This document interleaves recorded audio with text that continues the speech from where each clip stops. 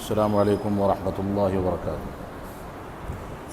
بسم اللہ الرحمن الرحیم، الحمد للہ رب العالمین والصلاة والسلام علی رسولہ الکریم محمد وعلی آلہ واصحابہ اجمعین، اما بعد۔ قال النبی صلی اللہ علیہ وسلم: صیام یوم عرفۃ احتسب علی اللہ ان یکفر السنة التي قبله والسنة التي بعده، رواہ مسلم۔ محترم سامعین کرام، یوم عرفہ کا روزہ کب رکھا جائے اور اس کی فضیلت کیا ہے، اس سلسلے میں تھوڑی سی گفتگو آج کے درس میں کی جائے گی۔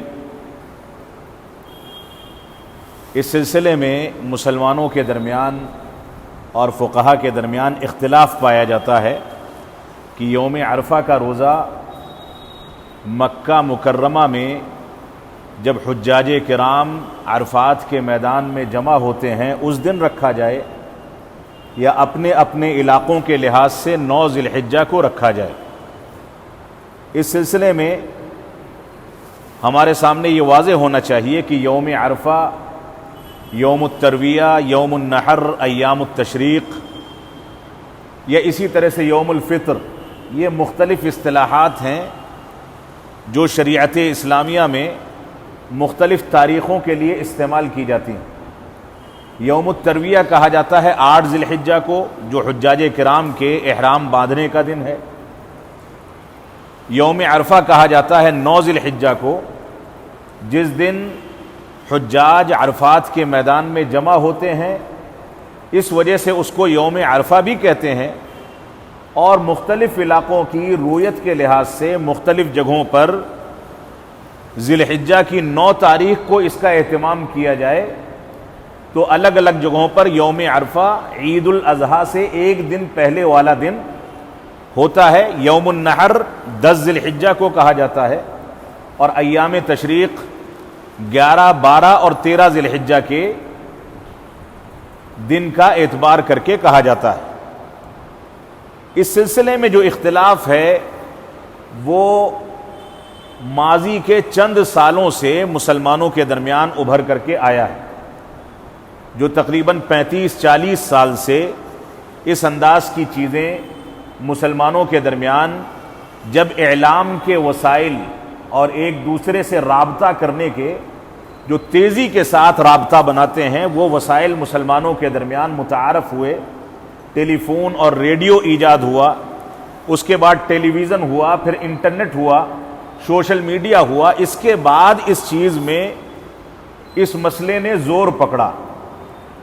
تو مسلمانوں کا کہنا، بعض طبقوں کا کہنا یہ ہے کہ مکہ مکرمہ کی رویت کے لحاظ سے عید بھی منائی جائے اور یوم عرفہ کا اعتبار بھی کیا جائے،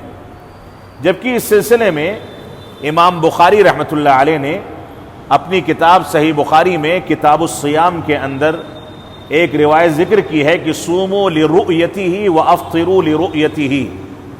کہ چاند کو دیکھ کر کے تم روزہ رکھو اور چاند کو دیکھ کر کے تم افطار کرو، یعنی عید مناؤ۔ اس روایت سے یہ واضح ہو جاتا ہے کہ ہر انسان اپنے اپنے مطلع کے لحاظ سے چاند دیکھنے کا اہتمام کرے گا اور اسی لحاظ سے روزے کا اہتمام اور عید الفطر کا اہتمام کیا جائے گا۔ اس سلسلے میں صحیح مسلم کی کتاب الصیام کی ایک روایت مزید ہے جس میں اس بات کا ذکر ہے کہ بعض صحابہ کرام نے ملک شام میں رمضان کے روزوں کی ابتدا کی، جبکہ مدینہ منورہ میں اس کے ایک دن کے بعد رمضان کی ابتدا ہوئی تھی۔ غالباً جمعہ کا دن تھا شام میں، ملک شام میں روزوں کی ابتدا کا، رمضان کی ابتدا کا، اور مدینہ میں رمضان کی ابتدا سنیچر کے دن سے ہوئی تھی۔ جب وہ صحابہ کرام عید کے موقع سے مدینہ منورہ تشریف لائے تو مدینہ کے سارے فقہاء و محدثین اور سارے کے سارے علماء کا اس بات پر اتفاق رہا کہ جس نے جہاں پر چاند دیکھا تھا وہاں کے لحاظ سے وہ روزوں کا اہتمام کرے۔ شام میں ملک شام میں جمعہ کے دن روزے کی ابتدا کرنے والوں پر کوئی نکیر نہیں کی گئی، اور مدینہ میں سنیچر کے دن سے جو روزے کی ابتدا کی گئی تھی اس کے اعتبار سے وہاں پر عید منائی گئی۔ اس پر محدثین کرام کا تقریباً اتفاق ہے۔ اسی طریقے سے اگر وحدت رویت کا لحاظ کیا جائے، جس کی بنیاد پر یوم عرفہ کے روزے کے بارے میں اختلاف واقع ہوتا ہے، لوگ یہ کہتے ہیں کہ یوم عرفہ میں کیونکہ عرفہ کے دن کا اور لفظ کا تذکرہ کیا گیا ہے، اس لیے اس سے مراد عرفات کے میدان میں حجاج کرام کے جمع ہونے والا دن ہے، لہذا اسی دن روزہ رکھا جائے گا۔ اگر ایسا کہا جائے تو اس سے جو اشکالات پیدا ہوتے ہیں وہ آپ پہلے سمجھ لیں۔ سب سے پہلا اشکال یہ پیدا ہوتا ہے کہ جیسے لیبیا ہے، ٹیونس ہے، یا مراکش یا مختلف ممالک ہیں جن میں رویت ہلال عموماً مکہ مکرمہ سے ایک دن پہلے ہو جاتا ہے۔ مکہ مکرمہ سے ایک دن پہلے وہ لوگ عید مناتے ہیں۔ ہندوستان اور اس سے مختلف علاقوں میں، اس سے متصل علاقوں میں عید الفطر مکہ مکرمہ سے ایک دن کے بعد منائی جاتی ہے۔ تو جن لوگوں کے یہاں عید الاضحیٰ یا عید الفطر ایک دن پہلے ہونے کا امکان ہوتا ہے، وہ اگر مکہ مکرمہ کی رویت کے لحاظ سے یا یوم عرفہ کے دن حجاج کرام کے جمع ہونے کے لحاظ سے عرفات کا روزہ رکھیں گے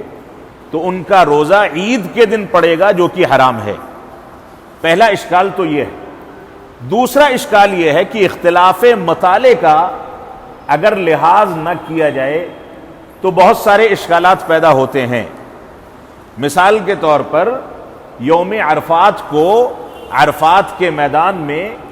حجاج جس وقت جمع ہوتے ہیں ان کے طلوع فجر سے روزے کی ابتدا ہونی چاہیے، جبکہ اس وقت ہندوستان میں 7:30 8 بج چکے ہوتے ہیں، سورج نکل چکا ہوتا ہے، تو سورج اور چاند کے اتحاد کا امکان موجود نہیں ہے۔ یہ 2-2.5 گھنٹے کا فرق ہے، جبکہ ہندوستان کے علاوہ بہت سارے ایسے ممالک ہیں مغربی ممالک میں، بالخصوص امریکہ اور دوسرے ممالک کو دیکھا جائے کہ جب مکہ مکرمہ میں سورج طلوع ہوتا ہے تو وہاں غروب ہو رہا ہوتا ہے، اور جب وہاں غروب ہوتا ہے تب یہاں طلوع ہو رہا ہوتا ہے۔ اگر یوم عرفہ کا اعتبار حجاج کرام کے لحاظ سے کیا جائے تو یہ ممکن ہی نہیں ہے ان علاقے والوں کے لیے کہ جب مکہ میں دن ہے تب ان کے ہاں رات ہوتی ہے، اگر اس کا اعتبار کریں گے تو رات میں روزہ رکھنے کا امکان موجود نہیں ہے۔ تو بنیادی طور سے چاند اور سورج کے سلسلے میں اس کے نظام کی وحدت کا امکان شریعت اسلامیہ کے تصور میں یا اسی طریقے سے عقلی لحاظ سے ممکن نہیں ہے۔ یوم عرفہ ہر علاقے میں 9 ذی الحجہ کے اعتبار سے رکھا جائے اور اسی دن روزے کا اہتمام کیا جائے۔ بعض لوگ یہ کہتے ہیں کہ یوم عرفہ ایک خاص دن ہے، اگر ہم مکہ مکرمہ کے لحاظ سے روزہ رکھیں گے تو اس کی فضیلت ملے گی، جبکہ حقیقت یہ ہے کہ اللہ رب العالمین کی رحمت کو محدود کرنا درست نہیں۔ اللہ رب العالمین کی رحمت تو ایسی ہے کہ پورے سال اگر 9 ذی الحجہ آتا رہے تو وہ ہر دن یوم عرفہ کی فضیلت کے لحاظ سے ہم کو ثواب دینے پر قادر ہے، لہذا اللہ کی رحمت کو محدود نہ کیا جائے۔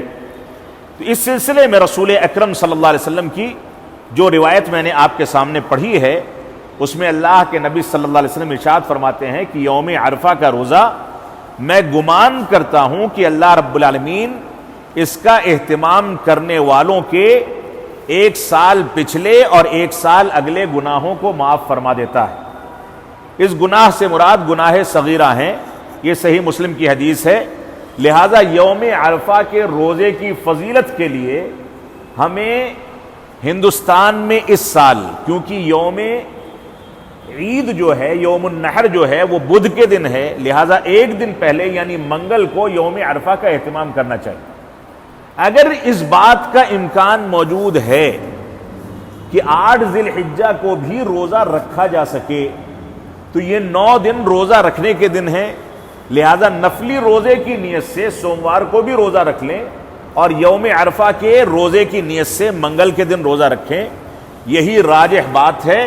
لہذا عرفات کا روزہ اس سلسلے میں صحیح اور راجح بات یہی سمجھ میں آتی ہے کہ کیونکہ سورج اور چاند کے اتحاد کا امکان موجود نہیں، اور صحیح بخاری اور صحیح مسلم کی روایتوں سے بھی اسی بات کو زیادہ بہتر سمجھا جا سکتا ہے کہ رویت ہر جگہ کی اس علاقے کے لحاظ سے قابل اعتماد ہوگی۔ لہذا عرفات کا روزہ ہر مسلمان اپنے علاقے کے مطالعے کے لحاظ سے اپنی رویت کا لحاظ کرتے ہوئے 9 ذی الحجہ کو رکھے گا۔ گویا 9 ذی الحجہ کی تاریخ یہ یوم عرفہ کا دوسرا نام ہے۔ یہ یوم عرفہ کا دوسرا نام 9 ذی الحجہ ہے، یہ 9 ذی الحجہ کا دوسرا نام یوم عرفہ ہے۔ اس لحاظ سے ہم کو اس سال پرسوں یعنی منگل کے دن یوم عرفہ کی نیت سے روزے کا اہتمام کرنا چاہیے، جس کے نتیجے میں اللہ کی ذات سے امید ہے کہ ہمارے 1 سال پچھلے اور 1 سال اگلے گناہ معاف کر دیے جائیں گے۔ اللہ رب العالمین ہم کو شریعت کو سمجھنے اور اس میں اپنی رائے کو داخل کرنے سے بچنے کی توفیق عطا فرمائے، اور پرسوں یعنی منگل کے دن ہندوستان میں یوم عرفہ کا روزہ کا اہتمام کرنے اور اس کی برکتوں سے فائدہ اٹھانے کی توفیق عطا فرمائے، اور اس روزے کے نتیجے میں اللہ رب العالمین ہمارے بھی 1 سال اگلے اور 1 سال پچھلے گناہوں کو درگزر فرمائے۔ بارک اللہ لنا ولکم فی القرآن المجید ونفعنی وإیاکم بالآیات والذکر الحمید، وصلی اللہ علی نبینا محمد وعلی آلہ وصحبہ وسلم، والسلام علیکم ورحمۃ اللہ وبرکاتہ۔